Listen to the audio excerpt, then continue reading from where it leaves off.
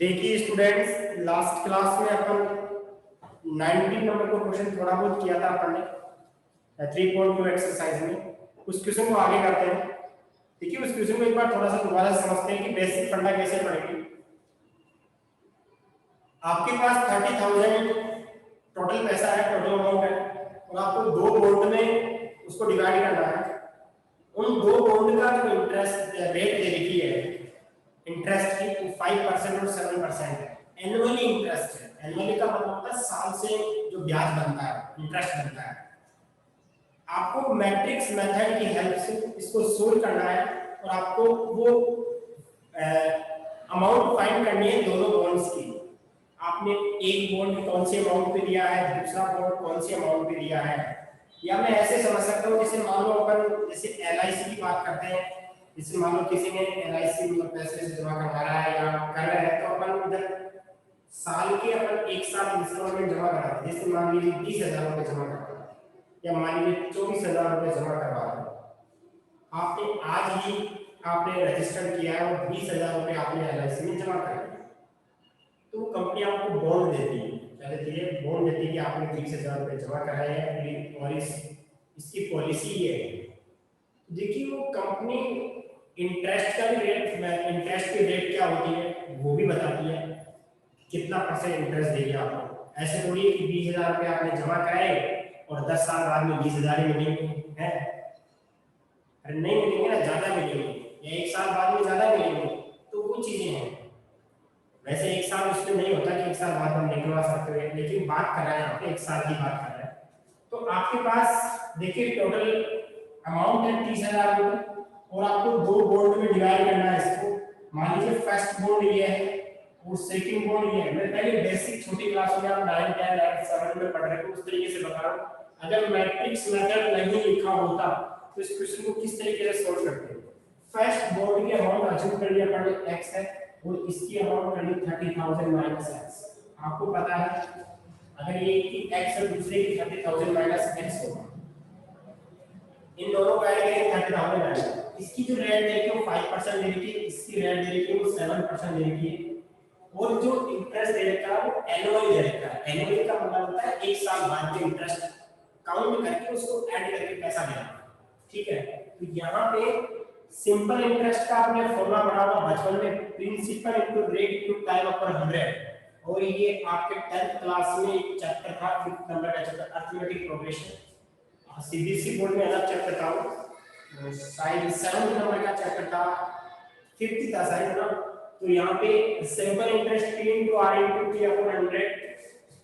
तो ये इंटरेस्ट है, तो आपकी ये x बता रहा है प्रिंसिपल को, r रेट बता रहा है टाइम एक साल के लिए। तो मैं इसका इंटरेस्ट निकाल सकता हूं। कितना इंटरेस्ट होगा? p की वैल्यू x, r की वैल्यू 5% इनटू t का मतलब टाइम 1 और 100। आपको पता है ये जो इंटरेस्ट आएगा प्लस करना पड़ेगा, और ये वाला इंटरेस्ट, इसका इंटरेस्ट कितना आएगा? 30,000 माइनस का x इनटू रेट देके 7 इनटू 1 अपॉन 100।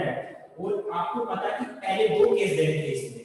अगर आपने मान लीजिए आपको साल में 1,800 रुपए का इंटरेस्ट गेट हो रहा है, आप 1,800 रुपए का इंटरेस्ट प्राप्त कर रहे हो, आपको मिल रहा है कि लास्ट साल के लास्ट में आपको 1,800 रुपए का ब्याज मिलेगा, इंटरेस्ट मिलेगा।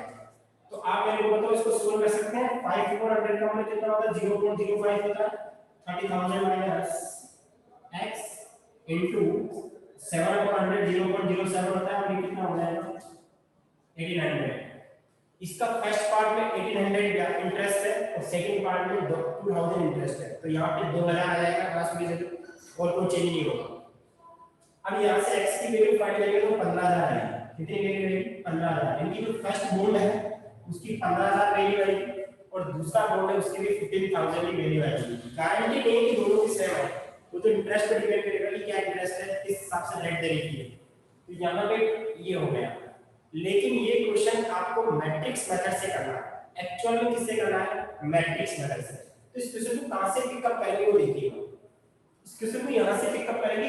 अपने पास इंटरेस्ट कितने का आएगा? 1,800 रुपए का। जो अपने को गेट होगा, जो आपको प्राप्त होगा वो कितने का होगा? 1,800। आपको पता है एक ही एलिमेंट है। एलिमेंट क्या है? एक ही है। इसका ऑर्डर क्या होगा? 1 into 1 का 1 into 1 का होगा। पहले बेसिक बताओ फिर लिखने का तरीका बताओ। तो यहाँ पे 1800 और 1 into 1 का ऑर्डर का होगा क्योंकि एक ही एलिमेंट आने वाला है। अब आएगा किससे? दो मैट्रिक्स आएंगे यहाँ पे, एक मैट्रिक्स ये हो गया और एक मैट्रिक्स ऐसा हो गया। अब ऐसा ही क्यों बनाया मैंने? इस मैट्रिक्स को आप यहाँ बना सकते हैं, इसको यहाँ बना सकते, कोई फर्क नहीं पड़ने वाला। देखिए कैसे आपको, देखिए एक्चुअल में आपने इसमें किया क्या है, एक्चुअल में आपने क्या किया है, एक तो बॉन्ड को मल्टीप्लाई किया है और एक रेट को मल्टीप्लाई किया है। अरे वन से तो कोई मतलब नहीं है ना, एक साथ हो जाएगा। तो आपने किसको मल्टीप्लाई किया? एक तो बॉन्ड की वैल्यू को और एक 5100 क्या था रेट की, तो उसको मल्टीप्लाई किया। इसने भी एक तो बॉन्ड को मल्टीप्लाई किया एक रेट को, यानी कि एक तो बॉन्ड की मैट्रिक्स बनेगी एक रेट की मैट्रिक्स बनेगी। तो मैं बॉन्ड की बना रहा हूं, पहला बॉन्ड x का है, दूसरा 30000 माइनस x, ये तो बॉन्ड की मैट्रिक्स बन गई। अब रेट की बना रहा हूं, एक तो है 0.05 एक है 0.07, इसका ऑर्डर हो गया 2 क्रॉस 1, इसका ऑर्डर हो गया 1 क्रॉस 2, इसमें कॉलम इसमें रो इक्वल है, नया मैट्रिक्स आएगा वो 1 into 1 का है। क्या मैंने सही बोला? पर आपने ऐसा क्यों लिखा, चेक कर लेते हैं। इस रो को इस कॉलम से मल्टीप्लाई करके आपको नया मैट्रिक्स आएगा 1 into 1 का आने वाला, एक ही एलिमेंट आने वाला है। x 0.05 से मल्टीप्लाई कर दिस आएगा, ये वैल्यू आएगी, प्लस लगाते हैं ये इससे मल्टीप्लाई ये आएगा, वैल्यू में इक्वल कितना था 100। अगर आपने मान लीजिए इस चीज को आप पहले लिखते हैं, किसको, अगर मान लीजिए इसको पहले को आपको इसको ऐसे लिखना पड़ता आपको 0.05 0.07 और x 30000 माइनस x, चेक कर लीजिए ना वही वैल्यू आने वाली है। कैसे? 0.05 x से मल्टीप्लाई होगा और ये इससे मल्टीप्लाई होगा, मेरे पास आने वाली है। यस और नो में कमेंट करो, लॉजिक समझ में आ गया है? क्वेश्चन सॉल्व करने का तरीका बताता हूं।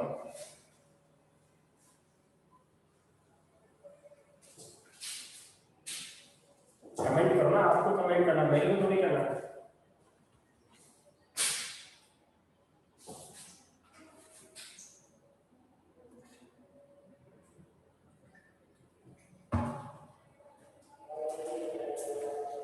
रिपीट सर, अरे बेटा रिपीट करने की क्या बात है, पिछली बार रिपीट किया था क्लास में, हैं?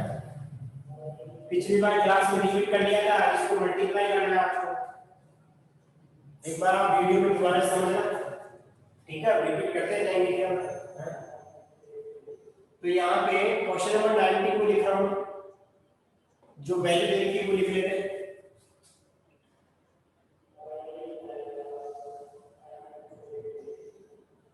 टोटल फंड देगा, इन्वेस्ट कर रहे हैं हम लोग, तो 30,000 है। अपन लेट कर ली, लेट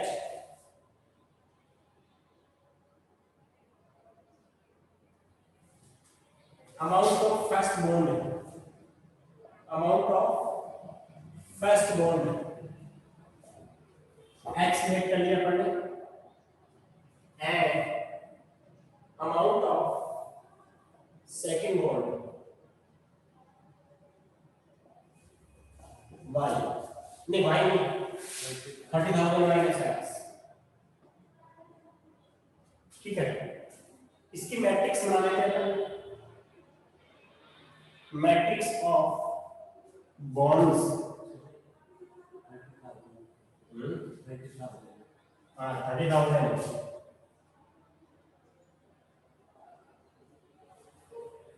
इसको अपन ए मैट्रिक्स अज्यूम कर लेते हैं, x और 30,000 माइनस x।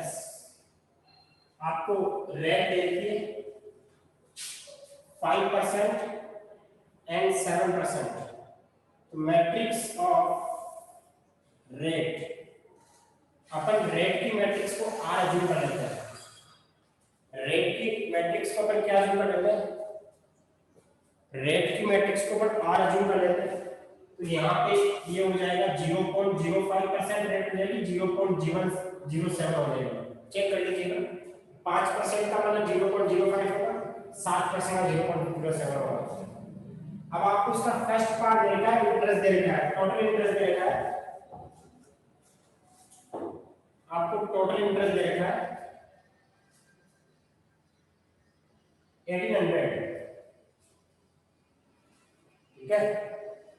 तो यहाँ पे इंटरेस्ट की बात करेंगे तो अपन अमाउंट को अगर रेट से मल्टीप्लाई कर देंगे, अगर अमाउंट को अपन रेट से मल्टीप्लाई कर देते हैं, एक सेकंड रुकिए,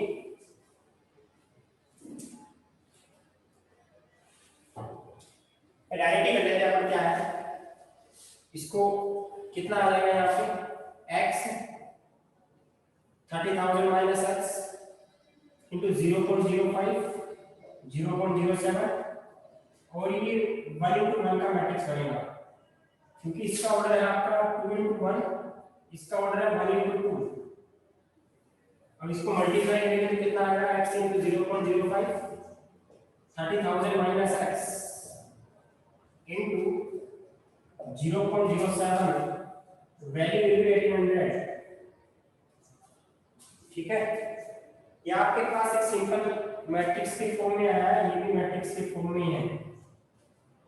इसको सोल्व करेंगे आप तो आपको पता है ये टोटल एक ही चीज है, चेक कर लीजिएगा आप, आपको पता है एक ही एलिमेंट है, इधर देखो ये एक ही एलिमेंट है, और जब दो मैट्रिक्स इक्वल होते हैं तो उनके करेस्पॉन्डिंग एलिमेंट्स क्या होते हैं, इक्वल।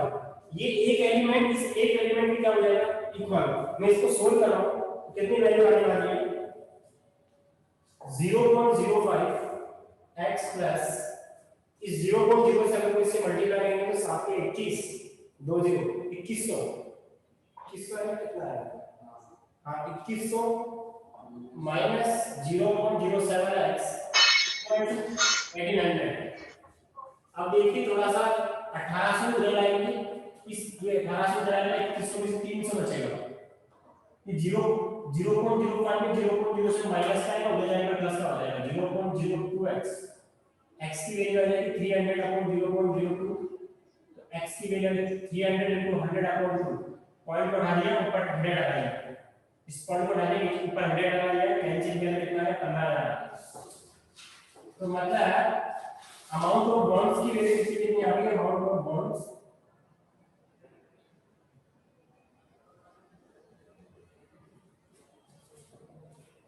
फर्स्ट बॉन्ड में कितनी आ गई, फर्स्ट बॉन्ड तो भी आपके पास 15,000 रुपए, सेकंड बॉन्ड में कितना हो गया, वो भी 15,000 रुपए आ गया।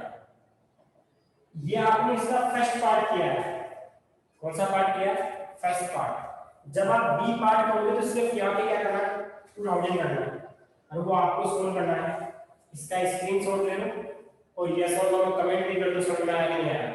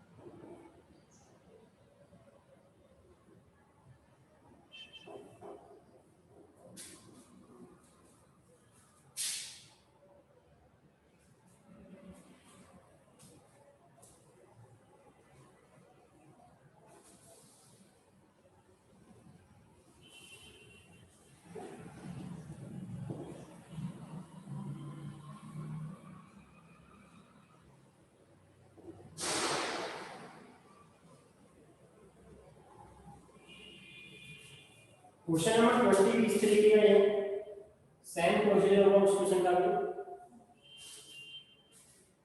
क्या बोल रहा है, the books of a particular school has 10 dozen chemistry books, 8 dozen physics books, 10 dozen economics books. Their selling prices are 80, 60 and 40 each respectively. Find the total amount the shopkeeper will receive from the selling all the books using matrix algebra. आपके पास chemistry की, physics की और economics की 3 type की books है, वो dozens की form में दे रखी है। डजन का मतलब होता है एक डजन में 12 बुक्स होती है, 12 बुक्स होती है। देखिए हर की ईच सेलिंग प्राइस दे रखी है, हर बुक की सेलिंग प्राइस दे रखी है। अगर सबसे पहले केमिस्ट्री है सर, मेरे हिसाब से केमिस्ट्री की सेलिंग प्राइस देखिए 80 फिर इसके बाद है फिजिक्स, फिजिक्स की देखिए 60, उसके बाद इकोनॉमिक्स की 40। देखिए स्टूडेंट्स इस ट्यूशन में 10 डजन दे रखी है, मतलब केमिस्ट्री की कितनी बुक हो गई, 120 बुक हो गई, केमिस्ट्री की 120 बुक्स हो गई, क्योंकि एक डजन में 12 हो गई तो 10 में 120 हो गई है। 120 बुक का सेलिंग प्राइस कितना हो जाएगा, एक का 80 रुपए आएगा, 80 रुपए 80 रुपीज है तो 120 का हो जाएगा 120 into 80। दूसरी बात फिजिक्स की बात करेंगे तो फिजिक्स के 8 डजन है, 8 डजन का मतलब हो गया 96, 96 को आप 60 से मल्टीप्लाई करेंगे बिकॉज एक फिजिक्स बुक का सेलिंग प्राइस है 60। तीसरी बात इकोनॉमिक्स के 10 डजन है, मतलब 120 बुक्स हो गई, उनका सेलिंग प्राइस एक का 40 है तो 120 को 40 से मल्टीप्लाई करेंगे। देखिए दो मैट्रिक्स बनेंगे, एक तो बुक्स की मैट्रिक्स बनेगी कितनी बुक्स है, और एक बनेगी सेलिंग प्राइस की। आपको पता है जो अमाउंट आएगी, टोटल अमाउंट आएगी वो एक ही एलिमेंट का होगा, जैसे मान लो 20,000 रुपए आ गए तो 1 into 1 का होगा, जो आप वैल्यू आएगी आपकी जो अमाउंट आएगी वो 20,000 आ रही है तो उसका ऑर्डर क्या होगा 1 into 1 का होगा। तो माइंड में क्वेश्चन बन गया होगा कि एक तो 1 into 3 का होगा, 3 into 1 का होगा, 1 into 2 का नहीं बनेगा।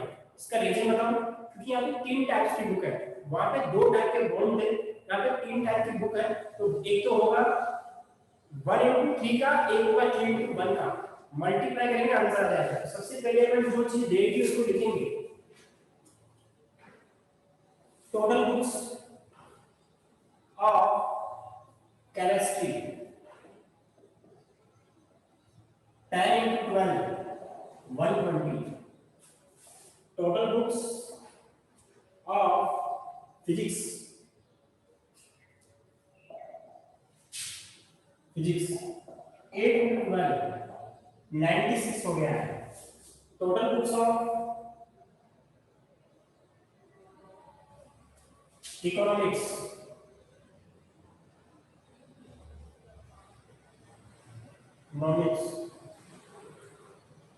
वो भी 10 डजन है 120। देखिए आप मैट्रिक्स बना सकते हैं, matrix of books, matrix of books, number of books, ठीक है, बुक्स बात ही कितना आ जाएगा उसको ए लेट कर लेते हैं, उसका मैट्रिक्स कितना आएगा 120 96 और 120 बन गया, ठीक है। आपके पास सेलिंग प्राइस दे रखी है, सेलिंग प्राइस मैट्रिक्स बात कर लेते हैं, matrix of selling price, matrix of selling price of books,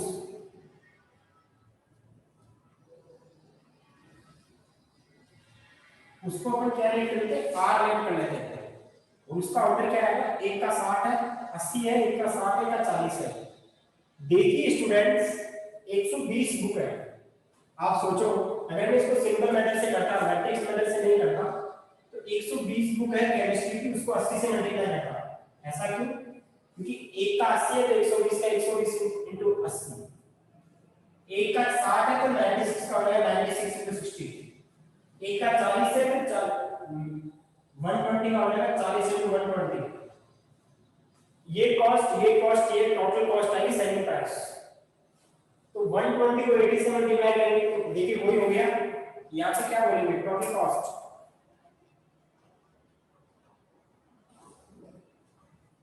वो क्या आएगा आपका एआर आएगा, ए का मतलब क्या हो गया 120 96 एंड 120, और आर का मतलब हो गया आपका 80 60 40। इसको सोल्व करेंगे कितना आएगा 120 into 80 96 into 60 और 120 into 40। ये मैट्रिक्स चल रहा है, इसका एक ही एलिमेंट आएगा, ठीक है। हाँ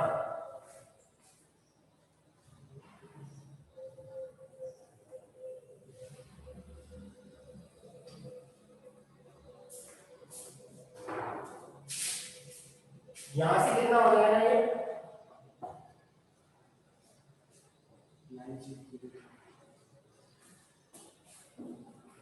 9600 प्लस 5760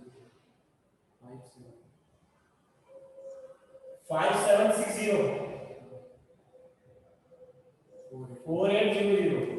तो सोल्व में कितना आएगा ये 0 6 20,160 hence total selling price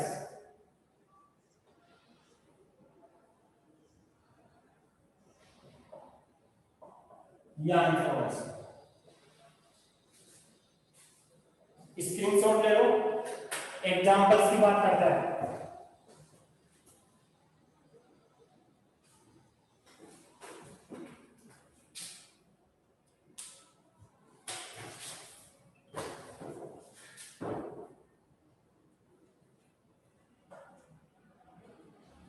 हाँ जी, पहले 19 नंबर का एग्जांपल निकाल लो आप सब। चलो 19 क्या निकालो, पहले छोटे छोटे निकाल लेते हैं। कहां से स्टार्ट एग्जांपल्स?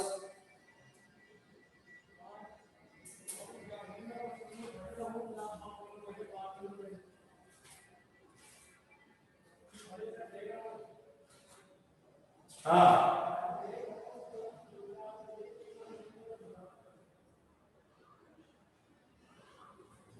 शायद पेज नंबर आपके 66 है।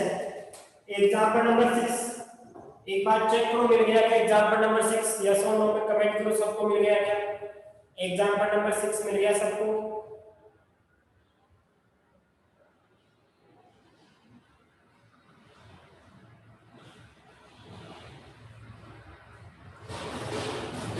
मिल गया ना सबको? यस, a प्लस b गणना कर सकते हो। अब आ जाओ एग्जांपल नंबर 7 पेज नंबर 68 पे। एग्जांपल नंबर 7 68 पेज नंबर पे 2a माइनस b गणना कर सकते हो। एग्जांपल नंबर 8 पेज नंबर 69 पे आपको a देगा b देगा x की वैल्यू फाइंड करनी है, बिल्कुल कर सकते हो आप। ठीक है, देखिए इसमें थोड़ा अलग तरीके से कर रखा है। 2a plus 3x equal to 5b, 2a plus 3x equal to 5b, ये कर रखा है। तो आप ऐसे भी कर सकते हो 3x equal to 5b minus 2a, तो x equal to कितना हो जाएगा 1/3 5b minus 2a, या फिर आप ऐसे कर लो, पहले दोनों मैट्रिक्स को सॉल्व कर लेना और x की वैल्यू आ जाएगी फिर 1/3 जो भी वैल्यू आएगी। एग्जांपल नंबर कौन सा है? 8 वाला कर सकते हो। आ जाइए एग्जांपल नंबर 9 में आ जाइएगा। x plus y देगा x माइनस, ऐसा क्वेश्चन करवा दिया मैंने। 10 वाला भी कर सकते हो। 11 वाला क्वेश्चन a दे रखा है b दे रखा है, a प्लस b करना है a माइनस b करना है, कर लो ये क्वेश्चन को। ठीक है, आ जाओ आगे। 12 नंबर का क्वेश्चन क्या करना है? ए बी मल्टीप्लाई करना है। 13 नंबर क्वेश्चन में क्या करना है? ए बी फाइंड करना है और बी ए फाइंड करना है, प्रूफ करना है A B not equal to B A. Okay, 14 में क्या करना है? आपको प्रूफ करना है। आप सारे एग्जांपल कर सकते हो, जो नहीं आता है वो पूछ लेना। ठीक है, अब आगे आ जाओ आप। अगली हेडिंग डालते हैं अपन ट्रांसपोज ऑफ द मैट्रिक्स। कौन सी हेडिंग डालते हैं? Transpose of the matrix. इसका स्क्रीनशॉट ले लो एक बार, पेन कॉपी में करने सारे एग्जांपल्स, फटाफट कर लेना। क्या है?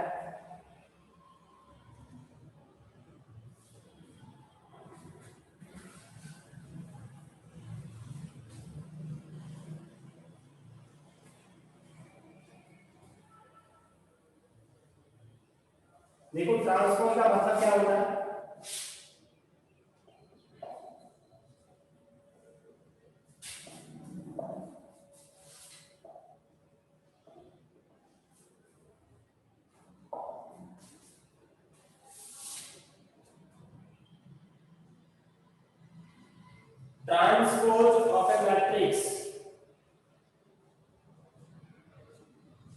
ठीक है। जैसे मान लीजिए आपके पास कोई मैट्रिक्स दे रखा है 1 2 3 4 5 6 0 -1 -2 और आपको ट्रांसपोज का मतलब होता है ए का ट्रांसपोज, ऐसे लिखते हैं। देखिए इसको बोलते हैं ए का ट्रांसपोज, ट्रांसपोज मैट्रिक्स। सभी रोज को कॉलम में चेंज कर देते हैं, सभी कॉलम को रो में चेंज कर देते हैं। ए का ट्रांसपोज, या फिर लिखते हैं इसको ए डैश। क्या लिखते हैं? ए डैश। इसमें क्या होता है, इस रो को कॉलम में चेंज कर दो, इस रो को भी कॉलम में चेंज कर दो और इस रो को भी कॉलम में चेंज कर दो। अब चेक कर लो, सभी रो और सभी कॉलम आपस में देखो चेंज हो गए, यानी कि सभी रोज को कॉलम बना दिया अपन ने और सभी कॉलम्स को क्या बना दिया? रो बना दिया। ठीक है, रोज बना दिया। तो यहाँ पे ये होता है ट्रांसपोज ऑफ ए मैट्रिक्स। अगर मान लो मैं वापस ले लेता, ठीक है, इसको क्या बोलते हैं? Transpose matrix. Transpose matrix of A. ठीक है, किस कौन से मैट्रिक्स का ट्रांसपोज है? ए का ट्रांसपोज है। ठीक है, पहली चीज तो ये है। हाँ जी,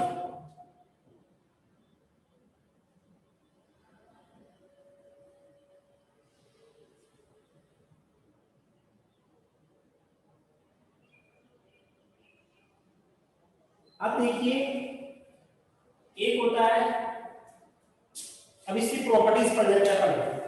इसकी क्या पढ़ लेते हैं? प्रॉपर्टीज पढ़ लेते हैं। Properties of transpose matrix.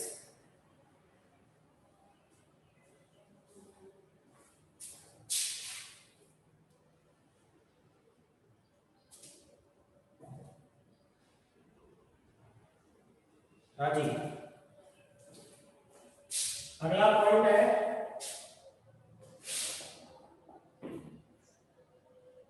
Properties of transpose matrices. Transpose of matrices simple है, कोई दिक्कत ही नहीं। पहला, ए का ट्रांसपोज कर दूं। आप मेरे को बताओ, इधर देखो, आपने ए का ट्रांसपोज लिया, अभी इसका वापस ले लो तो ये आ जाएगा। तो पहली चीज तो ये आ जाएगा। दूसरी चीज, ए मान लो कोई के वैल्यू है कांस्टेंट, ठीक है, और आपने ट्रांसपोज लिया तो के तो बाहर आ जाएगा ए का ट्रांसपोज। यहाँ पे के क्या है? ये के इज के स्केलर, स्केलर क्वांटिटी है। ठीक है, नंबर तीसरा, अगर प्लस की बात करते हैं ट्रांसपोज में तो सेपरेट होते हैं, ए का ट्रांसपोज प्लस बी का ट्रांसपोज बादी की है। लेकिन अगर आपने मल्टीप्लाई कर दिया तो इसमें नवा काम होता है, बी का ट्रांसपोज पहले आता है, ए का ट्रांसपोज पहले आता है, बाद में आता है। आप कोई एग्जांपल लेकर सॉल्व कर सकते हैं। ये इसकी प्रॉपर्टीज होती है। क्या होती है? प्रॉपर्टीज। अब अगला पॉइंट आता है symmetric matrix.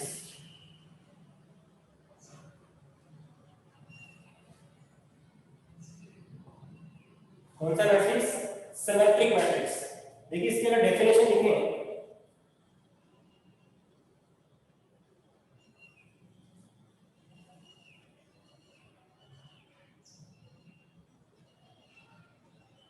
A square matrix, A square matrix is, sir transpose का मतलब क्या होता है वैसे? अरे ट्रांसपोज का मतलब क्या कर दिया आपने? एक्सचेंज कर दिया ना, ट्रांसपोर्ट कर दिया ना उसको। ठीक है, हाँ। A square matrix is called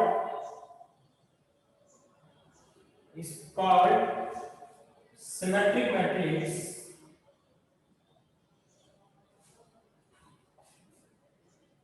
if A का ट्रांसपोज इक्वल टू A का ट्रांसपोज इक्वल टू A, और इसको दूसरे तरीके से लिख सकते हैं अपन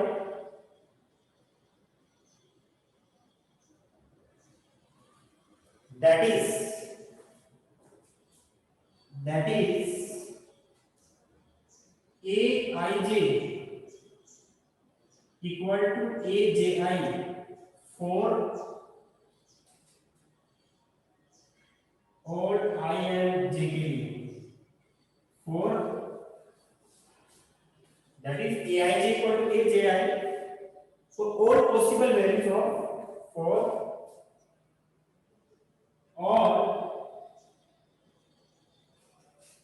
possible values of I and j, possible values of I and j।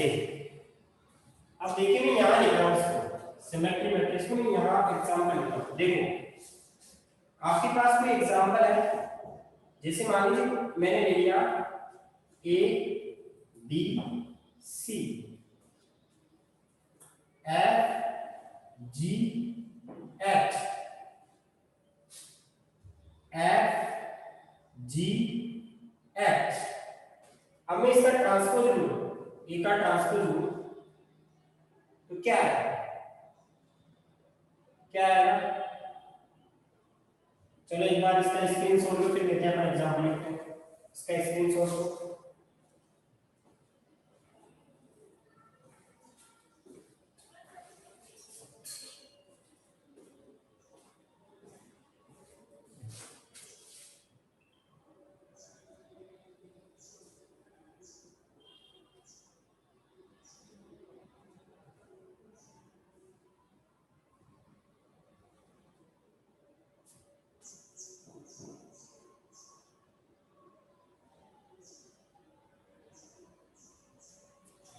हाँ देखिए